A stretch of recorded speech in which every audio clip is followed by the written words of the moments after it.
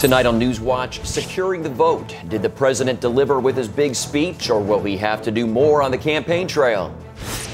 And tough times in coal country. Why voters there say this election year, Democrats can't count on them at the polls. Plus, an emergency landing and a big hoax. You're not going to believe how the story ends for the passenger caught up in it all. All this and more tonight on NewsWatch. From the convention to the campaign trail, President Obama moves full speed ahead to try to win a second term in office. Good evening, everyone. I'm Wendy Griffith. And I'm Mark Martin. Chances are the economy will be the #1 issue facing the president. Both he and Mitt Romney must convince voters they are the ones to bring more jobs to America's unemployed and to turn things around for struggling American families. CBN's George Thomas takes a look at the road ahead on the campaign trail in tonight's top story. The new labor numbers could force the U.S. Federal Reserve to stimulate the sluggish economy with more money. Only 96,000 people got a job in August, far fewer than economists were hoping for. There were some whisper numbers that we were going to get a payroll number of 200,000 this morning, so 96,000 is very disappointing. The unemployment rate dropped to 8.1% from 8.3% in July, only because more people gave up looking for jobs and dropped out of the workforce. The Democrats know to turn this economy around, they'll have to see at least 200,000 jobs added a month. Thursday night, the president asked the American people to give him 4 more years to get things right again and put millions of people back to work. You elected me to tell you the truth.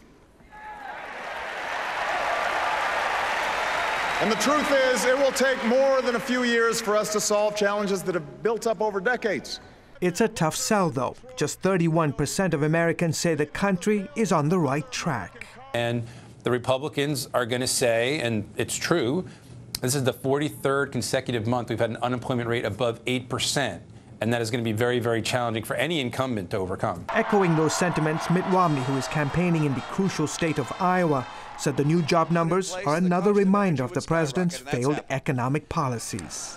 This is time for a new president with a different vision for America. There was one piece of good economic news this week. The Dow Jones hit its highest mark since December of 2007. The Standard & Poor's 500 also soared to its highest level since January of 2008. George Thomas, CBN News. The conventions are over and both candidates are hitting the campaign trail. With 60 days to go before the election, both Mitt Romney and President Obama are in the crucial states of Iowa and New Hampshire today. Last night, President Obama addressed the Democratic convention in Charlotte, asking voters to give him 4 more years. 2/3 of Americans say the country is heading down the wrong track, so President Obama gave his listeners optimism, going back to a familiar theme. Hope, hope, hope, hope, hope, hope, hope, hope, hope.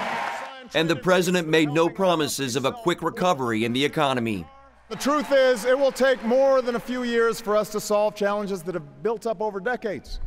The president said the election boiled down to a choice between 2 fundamentally different visions for the future. His challenge is convincing frustrated Americans to jump on board with his plan. But know this, America, our problems can be solved. Our challenges can be met. The president also touted his accomplishments like repealing Don't Ask, Don't Tell in the military. Why selfless soldiers won't be kicked out of the military because of who they are or who they love. Vice President Biden defended the president and his record. This man has courage in his soul, compassion in his heart, and a spine of steel. Osama bin Laden is dead, and General Motors is alive. Earlier in the evening, an emotionally moving moment. Former Congresswoman Gabby Giffords led the delegates in the Pledge of Allegiance. Liberty and justice for all.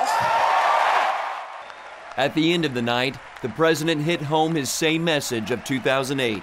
If you share that faith with me, if you share that hope with me, I ask you tonight for your vote. Now the president and his Republican challenger Mitt Romney will take their message on the road and face the country again in the upcoming debates. And joining us now for more is Dr. Paul Bonicelli. He's a professor of government and an executive vice president at Regent University. Thanks for being with us on NewsWatch. Glad to be here. Well, I know you watched last night. How do you think President Obama did, and do you think he proved that he deserves 4 more years? I think he did as well as could be expected. I have a little sympathy for him because it's very hard to give a speech in these circumstances. He could not repeat promises that he did not keep. It was risky to make more promises. I think more than anything, he tried to keep the tone low enough so that his base would still be fired up, but they didn't look to the country like he was trying to do Denver again in 2008. Well, we just got 2 months now to Election Day. Are there any bold moves that Obama or Mitt Romney can do? Because the polls are still pretty tied. Right. Anything that these two guys can do to make it clear to the voters how to go? I don't think that either can do a lot that's bold, and probably neither one wants to do much that's bold. It's sort of a base election now with maybe 5% undecideds trying to figure out what they want to do. Romney knows that he has the advantage there, that this late in the game, people tend not to break back to the incumbent, they break to the challenger. And so I think the president has a very difficult job, which is to say things are getting better. They may not be as good as I promised, they may not be as good as you want, definitely, but they're getting better. And then the jobs number this morning really kills that. He had 8 hours of a honeymoon, and then boom, the jobs report comes out. Well, he keeps saying he's inherited this bad economy. You know, and he says he needs more time to fix it. Is that a fair assessment? I don't think it'll work. I mean, I don't blame him for using that because he doesn't have anything else, but it's hard to convince people that 4 years was not enough to at least make things really get better. And no one is believing him when he says things are getting better. Right. Now, Clint Eastwood, who of course spoke at the Republican National Convention, he also spoke to one of his hometown newspapers in California, and he called Obama, quote, the greatest hoax ever perpetrated on the American people. Now, do comments like that, hurt or help Romney? I think if a Republican politician said them, they'd hurt. Because he's an actor, he can say that. And it does make sense with the theme Eastwood started at the convention. His whole point, I think, was to say to undecided voters, to independents, you can change your mind. You're not to blame for voting for someone that turned out this badly. This was sold to you as a bill of goods. It's okay to change your mind. And he's really hammered on that. That's what his focus has been. And I think that it shows him to be a pretty smart politico. I think that's the best thing he could do for the Romney ticket, is to say to those people, it's okay to admit that you made a mistake or you got fooled. Now, the big news at the Democratic National Convention was, of course, that the CBN News, our own David Brody, discovered that they had taken God and Jerusalem out of their party platform. Then the big uproar, and then they put it back in. How do you think this will this have an effect on the election? I think it does. First of all, it made it hard for Michelle Obama's speech to get all the attention. Then it made it difficult for the president's speech and Bill Clinton's speech, because this, took the whole week to get it over with. And it reinforces in the minds of people who are moderate Democrats who want to stay with the president that the party is not what they thought it was anymore, that it really has gone far to the left.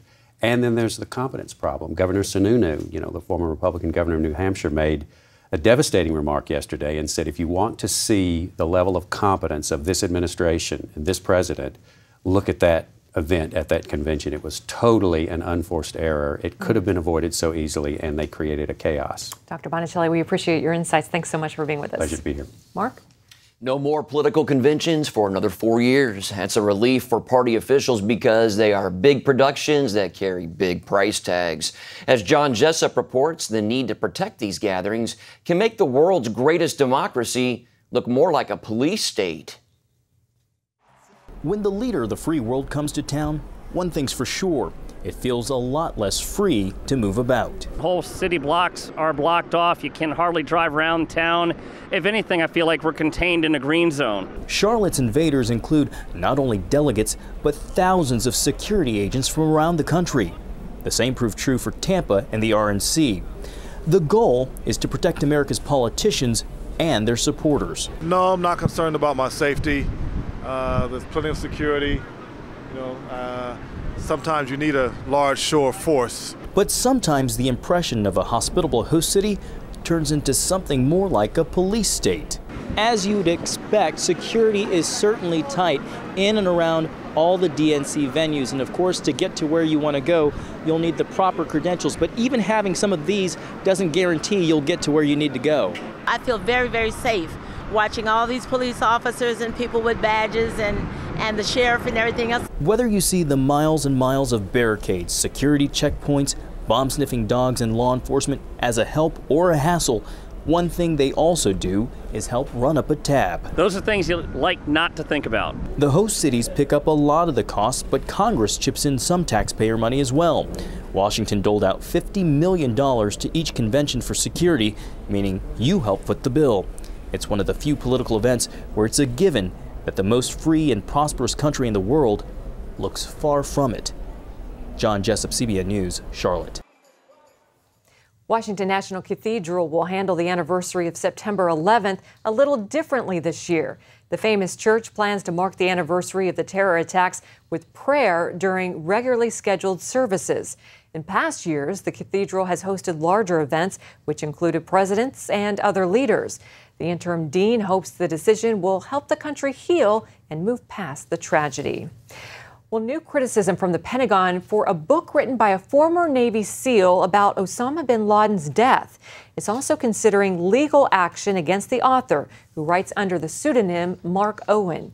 Military leaders say his book reveals classified information that could help our enemies. And Reuters reports the Pentagon released new information showing Owen also violated a secrecy agreement. In a 60 Minutes interview airing this weekend, he talked about the role of top military brass in their bin Laden training. They walked by, shook each of our hands, and said, "Hey, are you guys ready? Can you guys pull this off?" And I'm pretty sure to a man we all said, "Yes, absolutely." The White House claims bin Laden was shot twice, resisting capture, but Owens claims differently in his book. He says the SEALs shot bin Laden as soon as they spotted him, pulled away two women wailing over him, and shot him again. A judge in Pakistan granted bail for the young Christian girl jailed for blasphemy against the Quran. While human rights attorneys argued her case before a judge, crowds gathered on the streets outside the courtroom to show their support. Rimsha Masi is 14 and reportedly has Down syndrome. Her attorneys hope all charges will be dropped after a local imam was arrested and accused of planting evidence against her. Canada has given Iranian diplomats 5 days to leave the country. Its embassy is closing immediately, and the staff has already fled Tehran. The nation's foreign affairs minister, John Baird, told reporters the Iranian regime has shown blatant disregard for the Vienna Convention and its guarantee of protection for diplomatic personnel. He went on to say in a Montreal Gazette report, Canada views the government of Iran as the most significant threat to global peace and security in the world today. Coming up, one emergency landing and two arrests later, the story of one man's flight home and the hoax that started it all.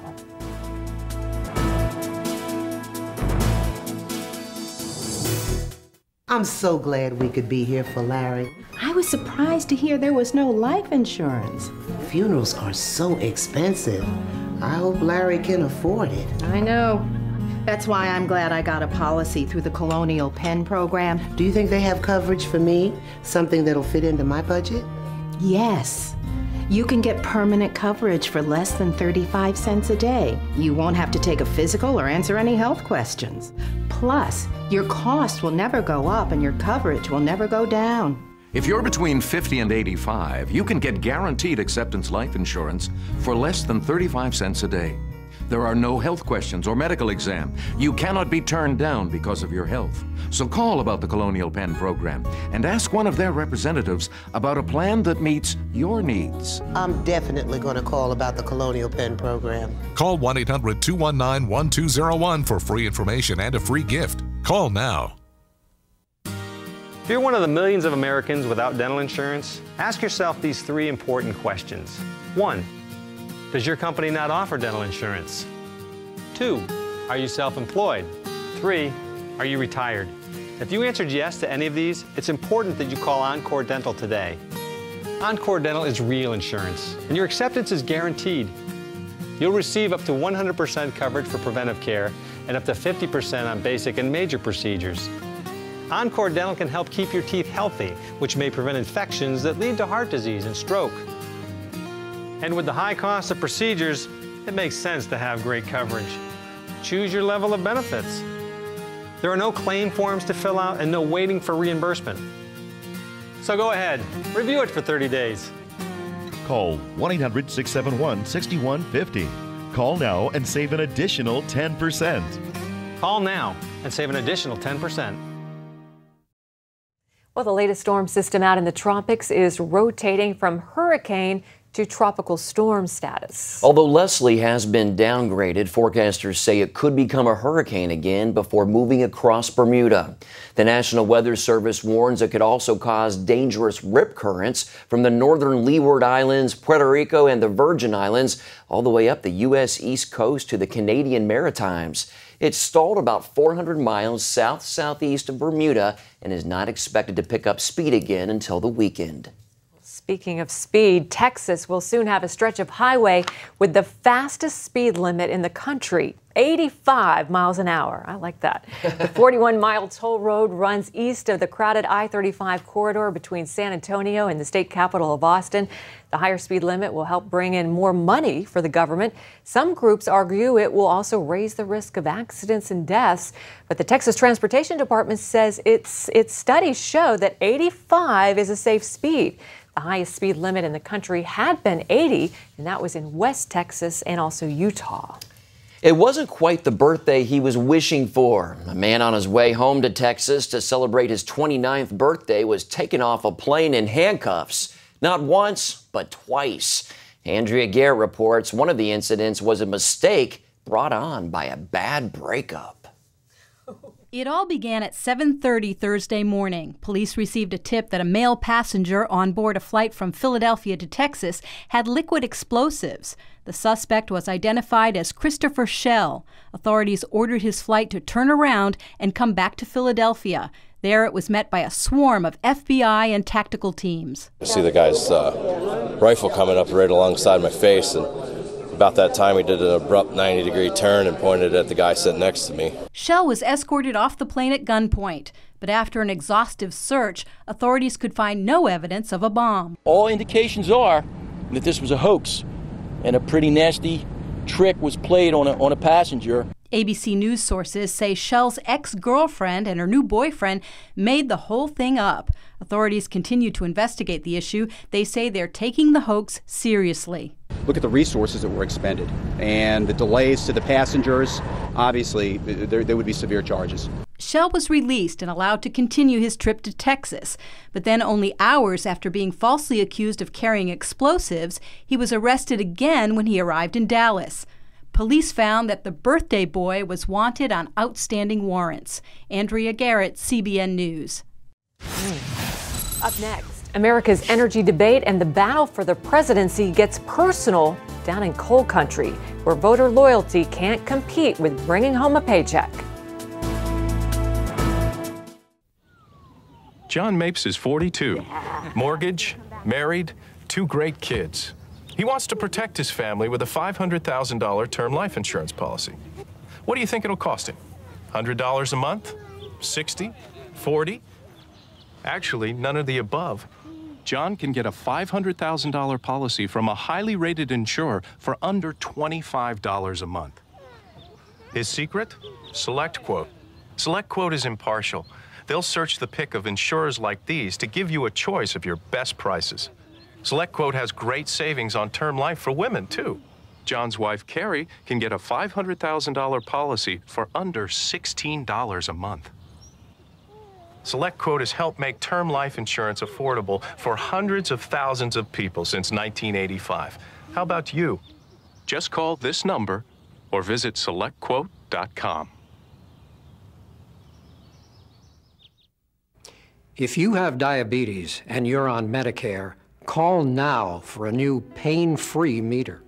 These new meters are more accurate, they're easier to use, and the best news is you don't have to prick your fingers anymore. Call now, and Arriva Medical will send you one of these new meters for free. And if you have Medicare, your testing supplies may also be covered. Arriva makes it simple. They bill Medicare directly. There are no upfront costs. And they deliver your supplies right to your door for free. With these new meters, there's no coding, you don't have to prick your fingers, and some of these meters even talk. Your blood glucose reading is 122. And if you call 1-800-284-9762, we will send you a free Betty Crocker Diabetes Cookbook filled with delicious recipes. Call Arriva today. You'd be glad you did. Worry over layoffs is a reality in much of America, and it's definitely the case in West Virginia's coal country. As CBN's Caitlin Burke reports, the battle over energy and jobs may very well determine how folks there plan to vote in November. And enough's enough. We want change. We're going to have change. We're going to have change in November.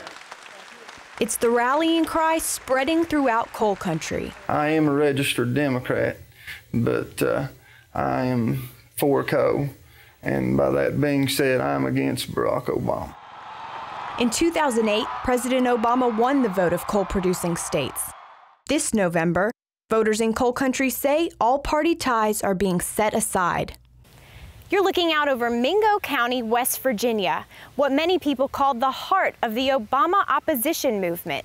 But the locals here say it's not about Republican or Democrat. It's about coal. President Obama's defeat in Mingo during this year's Democratic primaries made headlines. Keith Judd, a candidate labeled as an unknown, walked away with 61% of the vote. I don't know who this guy is. I know that he probably doesn't have a chance of earning an electoral vote in the state of West Virginia. I wasn't even sure that he was on ballots in other states. But I wanted to vote against President Obama in order to send that message that we need change. Then the world learned Keith Judd was a convicted felon in Texas, serving time for extortion. While the defeat in Mingo County was only a small loss, it sent a big message. Several swing states depend on coal production. Republican presidential candidate Mitt Romney hopes his support of coal may tip those states in his favor. We have 250 years of coal. Why in the heck wouldn't we use it? He criticizes new green regulations that put a strain on the coal industry. He's for all the sources of energy that come from above the ground. None of those that come from below the ground, like oil and coal and gas. President Obama says it's time to make an energy strategy for the future, and that begins with clean energy. Let's produce more fuel-efficient cars. Let's produce more solar and wind power and other sources of clean, renewable energy. Obama credits these projects for creating thousands of new jobs. And at a moment when we want to pursue every avenue for job creation, it's homegrown energy like wind that's creating good new jobs in states like Iowa. But as those jobs are added, thousands are being lost in coal country. You go to your kids' baseball games and people can't enjoy their family time, the time with their kids, because the talk of the whole town is actually about a layoff or about a job shutting down. And consider these figures. Renewable energy generates only 13% of U.S. electricity. Coal generates 42%. Many in the coal industry point to that gap, wondering why they're given an ultimatum of change your way of doing business or else. You've got to give people time to come up with the clean coal technology, and the ideas have to be put into place, and you just can't do it overnight. And you can't just replace coal overnight. I mean, if we can put a man on the moon, I know that we can come up with ways to clean coal and come up with clean coal technology that will give us energy independence into the future and make us continue to stay the greatest country this world's ever seen. New government regulations are getting much of the blame. Mines must meet demanding environmental rules to stay in operation or get new permits. Owners argue they can't afford to make the necessary changes in the amount of time that they're given, resulting in layoffs and closures. As mines shut down, prices increase, making coal power unprofitable and decreasing consumption. The end result? Thousands of jobs lost and skyrocketing electricity prices. Everything we do depends upon energy. And it's got to be affordable, it's got to be low cost, and it's got to be reliable. And coal-fired electricity is that. Whatever side of the spectrum you're on. The bottom line is this: no country has ever been successful or ever stayed successful unless they used all the resources they had. Caitlin Burke, Mingo County, West Virginia. All right, up next, a Catholic archbishop confronts the entire Democratic convention over abortion. Hear his bold pro-life prayer right after this.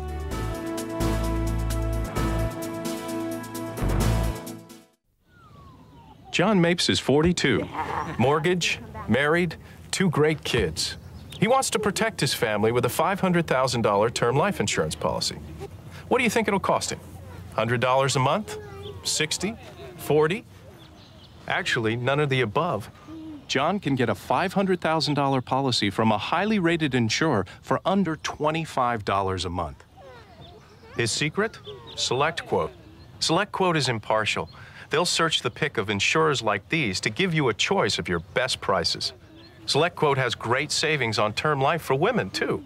John's wife, Carrie, can get a $500,000 policy for under $16 a month. SelectQuote has helped make term life insurance affordable for hundreds of thousands of people since 1985. How about you? Just call this number or visit SelectQuote.com. If you have diabetes and you're on Medicare, call now for a new pain-free meter. These new meters are more accurate, they're easier to use, and the best news is you don't have to prick your fingers anymore. Call now and Arriva Medical will send you one of these new meters for free. And if you have Medicare, your testing supplies may also be covered. Arriva makes it simple. They bill Medicare directly. There are no upfront costs. And they deliver your supplies right to your door for free. With these new meters, there's no coding, you don't have to prick your fingers, and some of these meters even talk. Your blood glucose reading is 122. And if you call 1-800-284-9762, we will send you a free Betty Crocker Diabetes Cookbook filled with delicious recipes. Call Arriva today. You'd be glad you did. Finally today, a surprising moment at the Democratic National Convention this week that could have been easily overlooked. Yeah, the Archbishop of New York, Timothy Dolan, delivered the closing prayer just as he did for the Republicans last week. The Democratic Party is unwavering in its support of abortion. Dolan is unwavering in his opposition to it. So listen to what he prayed. Thus do we praise you for the gift of life. Grant us the courage to defend it, life without which no other rights are secure. We ask your benediction on those waiting to be born, that they may be welcomed and protected. At first, the Democrats had declined Dolan's offer to pray at their convention, then later reversed their decision. Does that sound familiar? I would say so. Took God out, and they changed their mind, took Jerusalem out. Oh, we better put that back in, and then they changed their mind on this. So, but hats off to Cardinal Dolan. I'll tell you what, that was a bold prayer. Very bold and appreciated. Well, that's all. Very true. That's going to do it for this edition of Newswatch. Remember, you can email us your comments and questions at newswatch@cbn.com. Hope you'll join us next time, and have a great weekend. Good night.